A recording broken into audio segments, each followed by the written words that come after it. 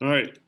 So like with any trig problem that we're using, first thing I would do is identify your opposite, adjacent, and hypotenuse.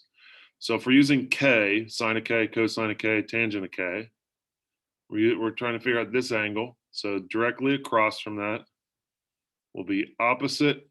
The longest side is the hypotenuse, which makes the third side the adjacent. One more interruption. Fermata Nowhere.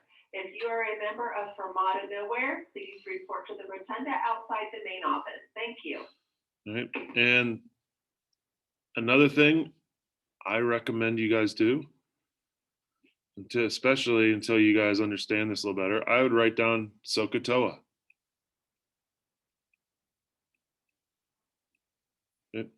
Because if we write that down, that's showing us what these ratios are going to be. Sine is opposite over hypotenuse. So sine of k is going to be the opposite length, 5, over the hypotenuse, 13. So 5/13. So I can go ahead and take this one, put it with sine.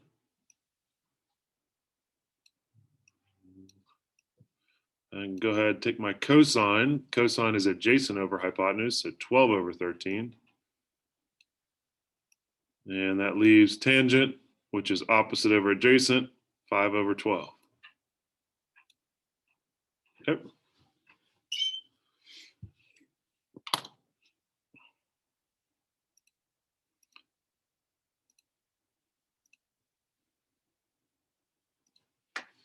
All right. Now, this is the where we're going with this, okay? We're going to be able, if you guys want to go to slide 6, okay, we are getting to a point where we can solve, all right? We can solve for missing lengths, okay? And what we're going to do is we're basically setting up an equation. And once you set up an equation, there's 3 rules that you're going to follow to solve for that variable, okay? And it's basically one step. The rules basically tell you, like, this is the one step you have to do in order to solve for the equation. Okay, so let's go ahead and set this one up. So this one's again, we're going to solve for x, that length right down there. So the first thing I need to do is I need to identify my opposite, hypotenuse, and adjacent, because I need to know which trig function I'm going to use. Now they've got SOHCAHTOA written up there for us, which is nice. So the angle is 70 degrees. Directly across now would be opposite, hypotenuse, adjacent. Okay. So in this case, the 2 sides that I'm going to need, one of the sides has to be the side with the variable, and the other side we pick has to be a side that has a length. So I'm going to be using the opposite and the adjacent sides. Now, which trig function uses the opposite and the adjacent? Tangent. Okay, so I'm going to write this problem like this. Tangent, okay, it's always tangent of the angle that you're using. So tangent of 70 equals the opposite length over the adjacent length. Okay.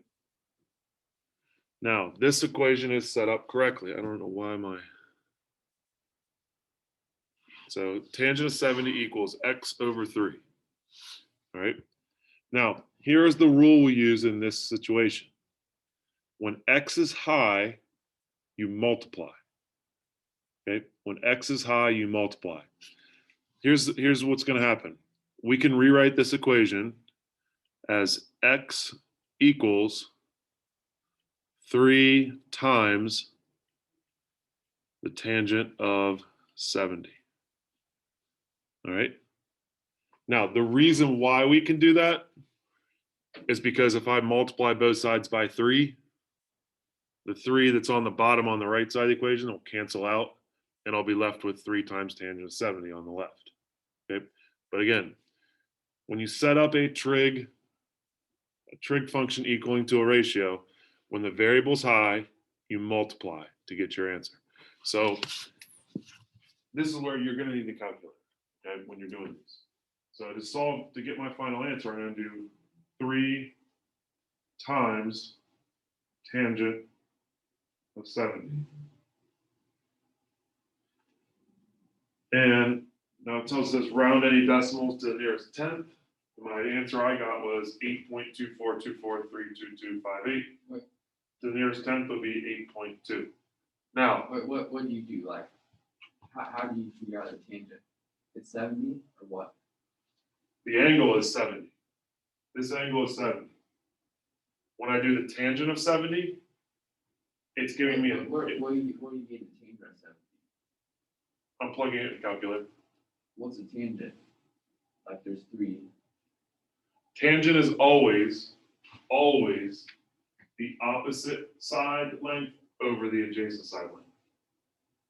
We don't know that. Wait, we don't know the opposite side length though. That's what we're solving for. We know what the ratio is going to be, and we're given one of them. It'd be like if I told you that I knew the ratio of 2 things was going to be 1/3, and I knew that one of the things was 7, but I didn't know what the bigger number was. I could set up a proportion. 1/3 equals 7 over x. I could then solve for that x. Okay? We're kind of doing the same thing here. We know what the ratio is going to be because I can type into a calculator what the tangent of 70 is. And when I just type in tangent of 70, I get 2.7474777419. That's the ratio of the opposite length to the adjacent length. Wait, you have what? How well I don't understand like this tangent out of value or what. I don't see how you're getting that. Okay. Just tangent. If I just click tangent and hit enter, it's going to say error. It doesn't know what that means.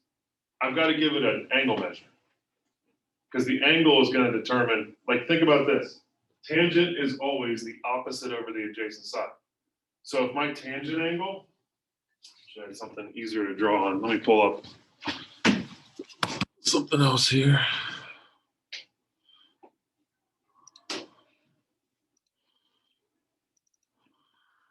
All right. Because these are good questions. So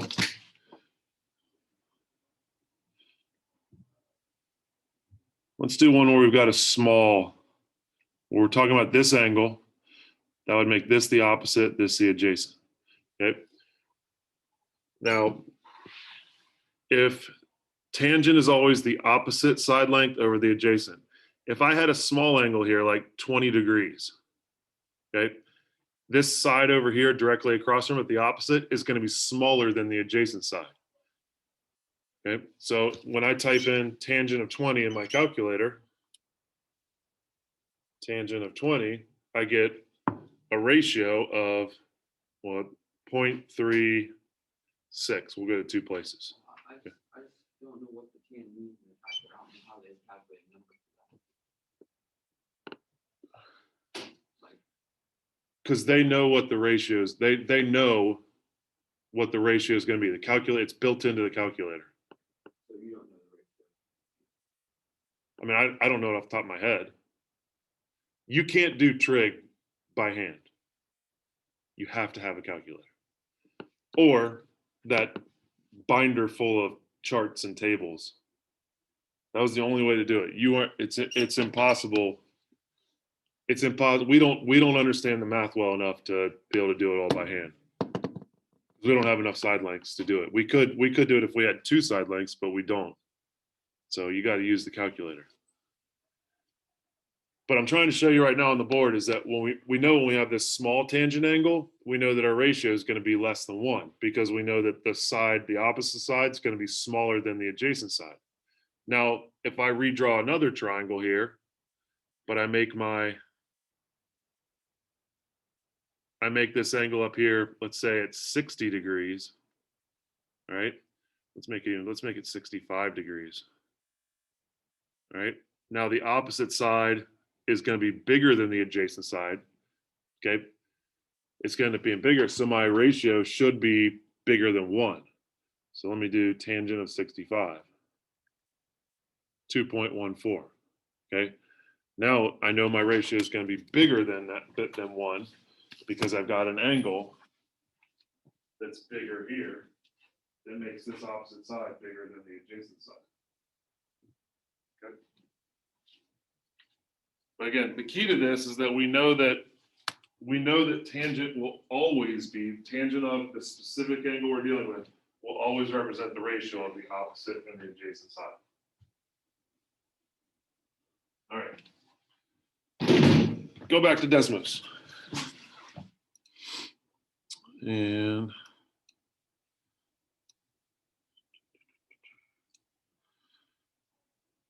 so I had typed in, we knew that x was high, so we were going to multiply 3 times tangent of 70. And I got 8.2424, which we round to 1 decimal place, we get 8.2. Okay. Gives us the green check there. So our length for the opposite side there would be 8.2. That would give us the correct ratio when tangent is 70. Okay. Move over to number 7, slide 7. It says use trig to find the missing side length. So again, our angle is this top angle. So if we identify our 3 sides here, we've got our opposite side is directly across, opposite, hypotenuse, adjacent. Now, we need to identify 2 sides so we know which trig function we're going to work with. One of the sides always has to be your variable because you're solving for your variable. So I'm going to use the adjacent, and the other one has to have a length. So I'm going to use the hypotenuse. Now, which trig function uses adjacent and hypotenuse? Cosine. Okay, cosine uses adjacent and hypotenuse. So I'm going to write this function. Got my angle, so cosine of 36 equals the adjacent b over the hypotenuse, 25. Now, just like before, our variable's high, so we're going to multiply. B equals 25 times cosine of 36. So this is what we type into the calculator to get our solution. So I type in our 25 times cosine 36. I get 22 or 20.2254, or to the nearest tenth, 20.2. Okay. Now, I'm going to tell you guys, be careful when you're plugging this in. If I were to type in cosine of 36 times 25, it would work. Cosine of 36 times 25, but I have to close the parenthesis after 36 so that it knows that I'm not doing like the angle that is 36 times 25. Okay. So you have to close that parenthesis and then multiply times 25. And I get the same answer then. But if I didn't close the parenthesis and I did cosine of 36 times 25, it would do that 36 times 25 first and then take the cosine of it. And that's not what we want. Okay.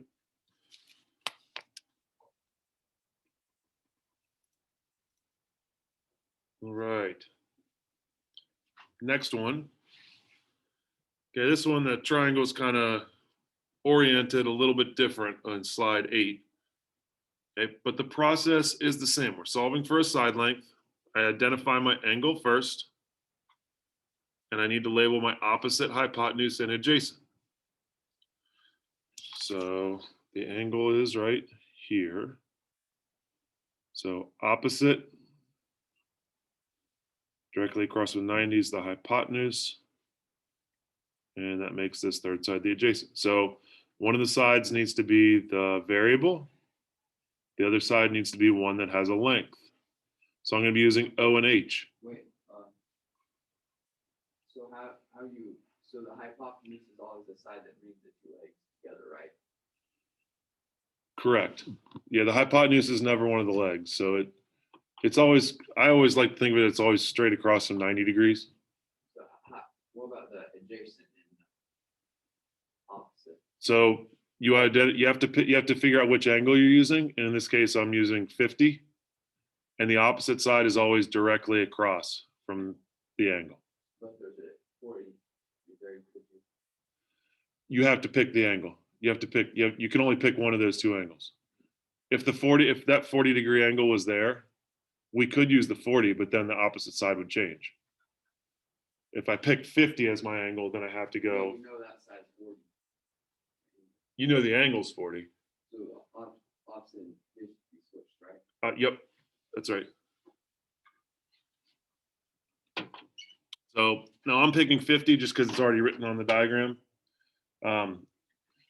And because of that, I know my opposite side would be right here. It'd be the one associated with that length of 8. And the hypotenuse goes with my n. So I'm going to use sine because that's opposite and hypotenuse. So I'd write down sine of 50 equals the opposite length over the hypotenuse length, which is n. Now, this is one where x is not high. So this is not a multiply one. Okay. Now this one's a little bit corny. I like it when they rhyme. This one rhymes, but it's kind of corny. When x is low, switch it, you know. Or switch it, yo, or whatever you want to say. Okay, but what you're gonna do is you're gonna switch these two pieces, the left side of the equation and the variable. And we'd rewrite it like this. N equals 8 divided by sine of 50. Okay. 8 divided by sine of 50. Now, that's the quick shortcut method. You just say you switch it. But essentially what we're doing is we're multiplying both sides by n and dividing both sides by sine of 50. Okay. So we can get to that point by doing those two things. But the shortcut is you can swap them. Okay. So in my calculator, I would do 8 divided by sine of 50 to solve for n. 8 divided by sine of 50. 10.4432, so 10.4.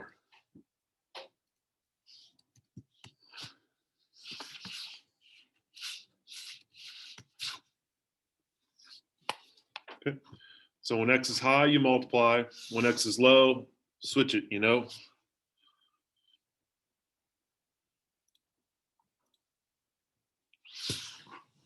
All right, number 9. Or slide 9, sorry, 2 more slides. Now this one, there's 2 missing side lengths. So we're actually gonna, this is 2 different problems. You can only solve one side length at a time. So I'm gonna go ahead, I'm identifying the angle and they give us the 32 degrees. So I'm gonna use that one. Directly across from that would be opposite. So x is the opposite side. 18 is the hypotenuse and y is the adjacent. Now we can only solve one variable at a time. So we don't want to pick the trig function that has 2 variables in it. Okay. So I'm going to go ahead. I'm going to pick opposite and hypotenuse first. Okay. Opposite and hypotenuse. Sine. You could, we're going to do that next. We're going to do that one next. We're going to solve for x first. So sine of 32 equals the opposite length over the hypotenuse, 18. X is high, multiply. So x equals 18 times sine of 32. 18 times sine of 32. 9.5 is x. There we go. Okay. Now, okay, as I just said, I'm going to solve for y, but if I'm going to solve for y, now I'm using the adjacent and the hypotenuse. Okay. So I'm going to use cosine. So cosine of 32 equals y over 18. So we're still going to multiply. Y is going to equal 18 times cosine of 32.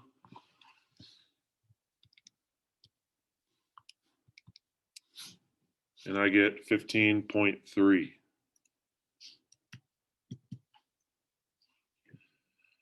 Okay, so I get 9.5 and 15.3. Now, what's really cool here, okay, this angle is 32 degrees.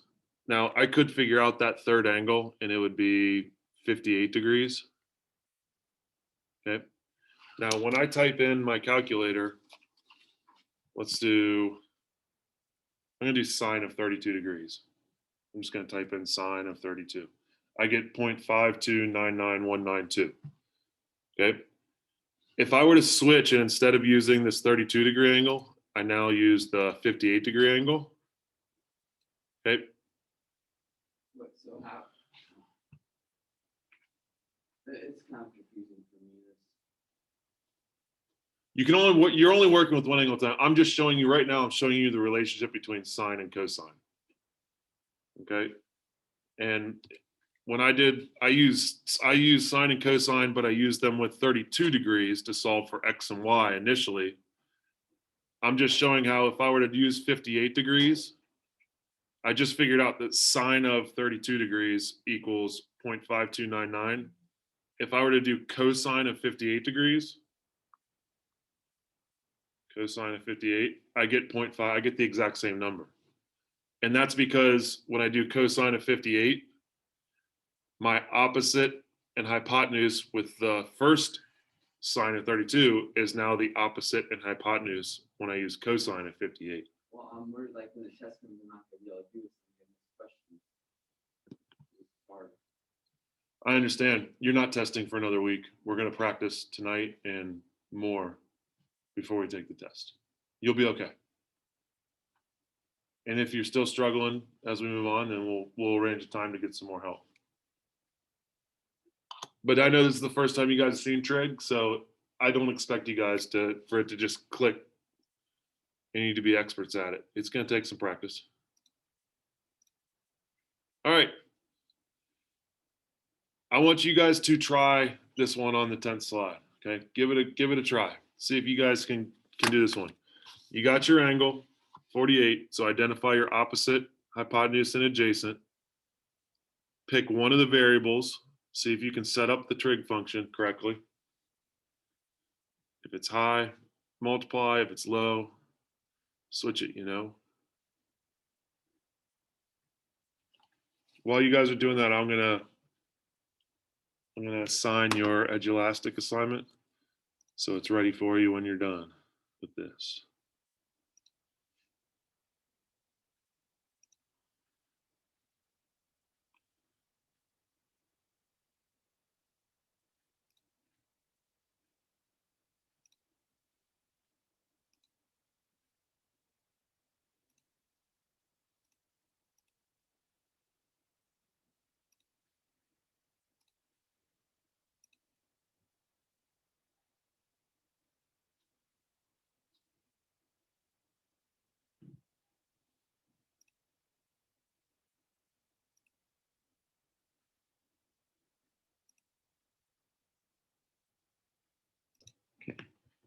I'll try next one.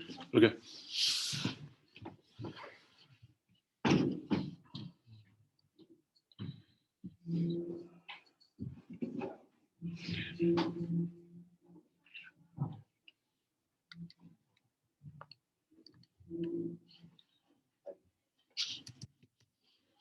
All right, I got the correct answers are up there. I got,